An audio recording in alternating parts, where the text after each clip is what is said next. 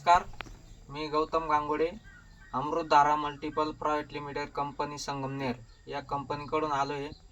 तर आपण आज दिंडोरी तालुक्यामधील बंधारपाडा या गावामध्ये आलो आहे. तर आपण 2 महिन्यापूर्वी आजींना अमृतधारा अकायबेरी ज्यूस हे औषध दिलं होतं. तर त्या औषधापासून त्यांना रिझल्ट कसा आला ते आपण त्या आजींकडूनच ऐकून घेऊ. आजी, तुमचं नाव सांगा पहिले. यमुनाबाई रंगनाथ भोये. तर हे औषध घ्यायच्या पहिले तुम्हाला काय आजार होता? मग सांगतो ना, उठता यायचं नाही, का बसता यायचं नाही, मांडी घालता यायची नाही, का चालता यायचा नाही, बसून तर सरकायचाच नाही. स्वयंपाक कराय पाय पसरून, जेवण कराय पाय पसरून, कपडे धुवाय पाय पसरून. पण आता म्हणजे मांडी घालतो आता भरपूर असं म्हणजे चालता यायला भरपूर. लागलं. पण आता हे माणसाला त्या फाट्या आणायला आल्या, नळ दुखतच ना, जाते बा फरक पडून.